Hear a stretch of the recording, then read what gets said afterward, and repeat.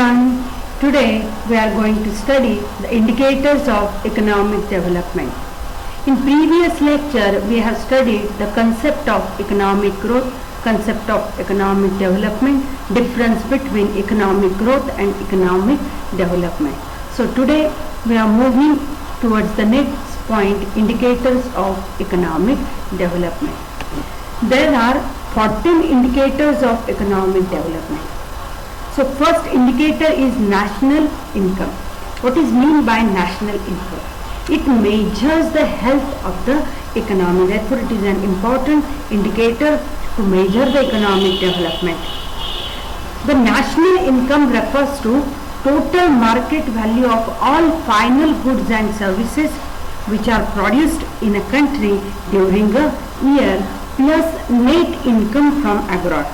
And increasing the real national income over a long period is a measure of economic growth, and which is a precondition for economic development. Increasing real national income leads to increase in per capita income, which results into increase in standard of living. Therefore, national income is an indicator to measure the economic development. But this indicator is criticized by various economists.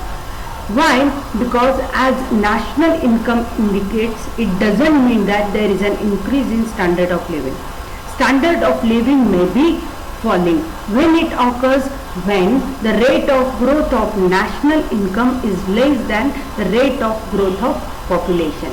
Means rate of growth of population should be less than rate of growth of national income.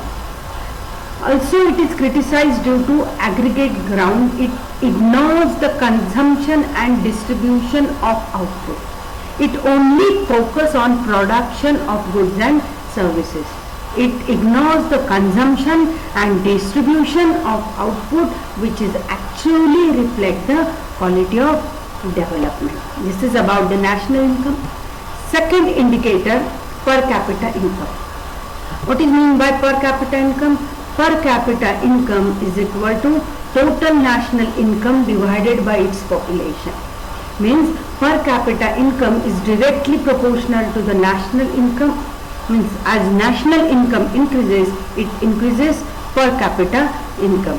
And per capita income is inversely proportional to the population growth.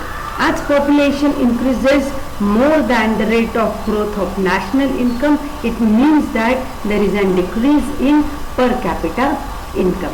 Therefore, to increase per capita income, the growth of national income should be more than the rate of growth of population. It is said that economic growth is meaningless unless it improves the standard of living. If national income increase faster than the rate of growth of population, it is undoubtedly a mark of economic development. That we have already seen in economic growth. In economic growth and development, three indicators are common.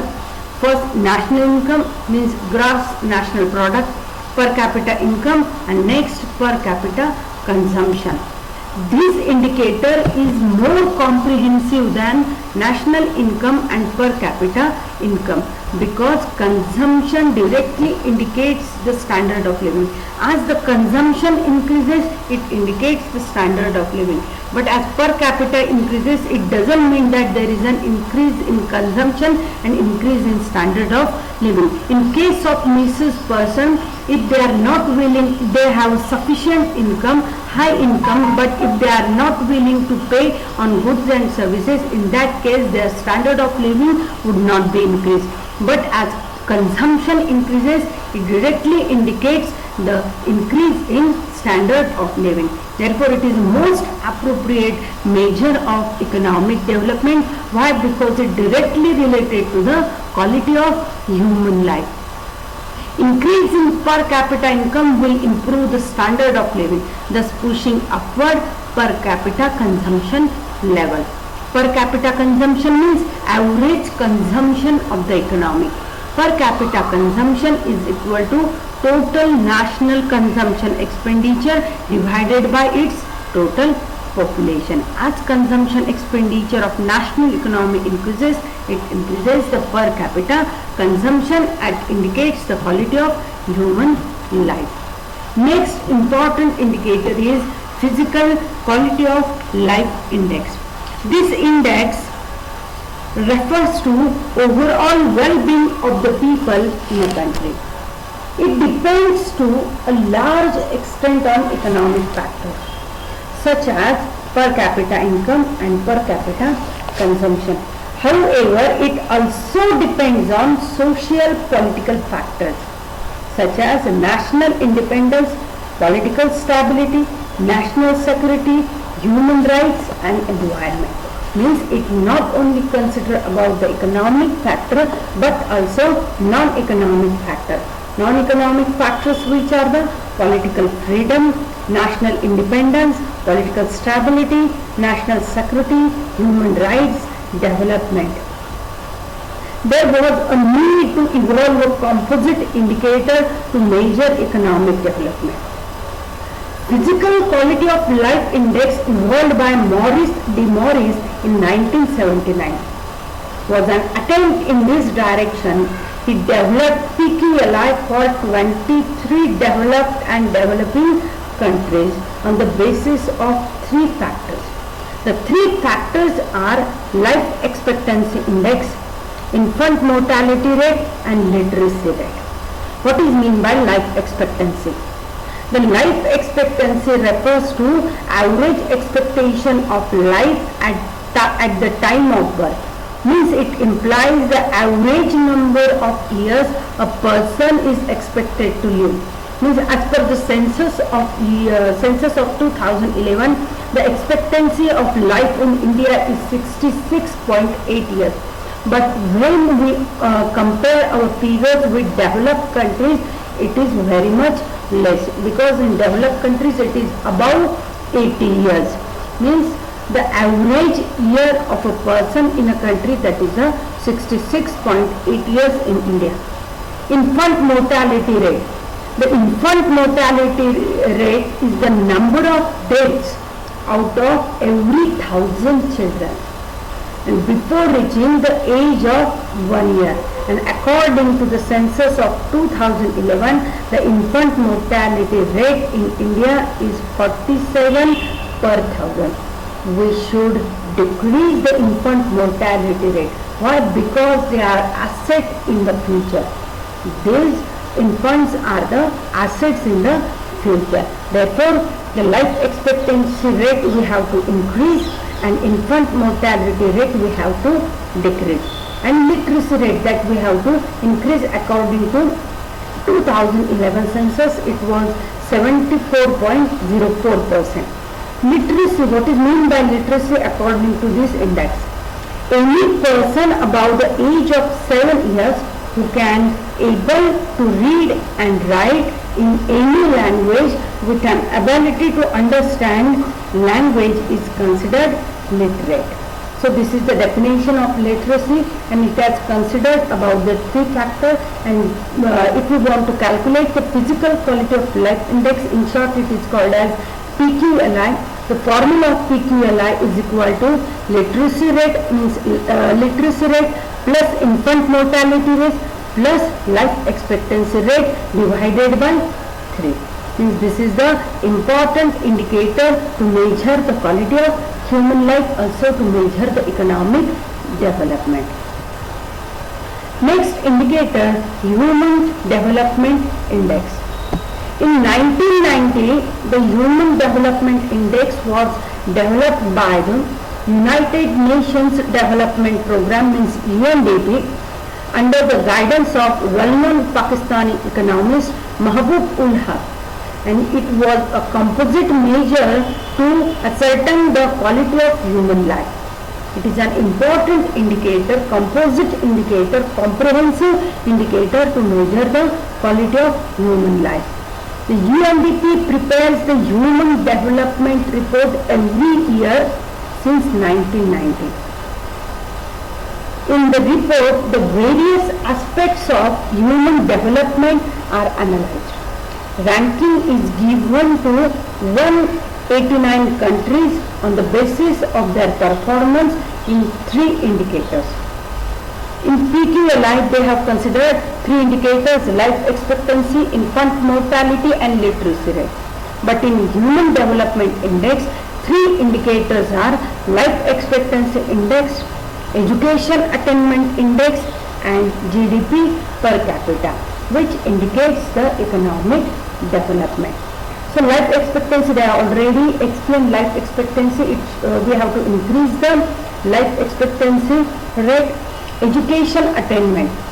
Education means here education attainment is a combination of adult literacy rate plus gross enrollment ratio. Gross enrollment ratio means the enrollment of students at primary, secondary and higher education level. If that enrollment ratio is high, it will increase our education attainment index and indicates the human development, also economic development. Why? Because education is a good weapon through which we can make changes in the society. Therefore, we have to more focus on education. As education rate indicates, it ultimately increases the national income. Also, we have to keep in mind our health is important. Long and healthy life means our life expectancy rate is also important according to Human Development Index. Our next indicator is productivity per hectare of land. The productivity implies per hectare, which is measured by the following formula. What is the formula of productivity per hectare of land? Total production of crop divided by total land under cultivation. It is more appropriate to describe land productivity as the productivity of agriculture. And the agriculture productivity depends on rainfall, quality of soil and climatic condition, as well as availability and application of quality seeds, fertilizers, pesticides, equipment and credit facility. If we observe our figures since 1951, the productivity per hectare of land has been increased drastically. Why? Because of technology has been introduced by the globalization in our country. Number of technologies are introduced in agriculture sector, which has increased the productivity per hectare of land. Therefore, it indicates the economic development in our country. Next, that is the capital formation. The rate of capital formation is directly proportional to the rate of saving. The rate of economic development is directly related to the rate of capital formation. Capital formation implies conversion of savings into investment in building physical durable assets such as means of transportation, communication, dams, energy projects, electronic projects. These are the assets. These are our manufacturing units, equipments in our industry. These are our capital assets. We have to increase the capital assets. If we want to increase our capital assets, we have to increase our saving. As saving increases, it increases the capital formation. Therefore, the rate of economic development is directly related to the rate of capital formation. Capital formation means availability of infrastructural facility. As there is a more infrastructural facilities, it indicates the economic development. The remaining indicators we will see in next lecture. Thank you.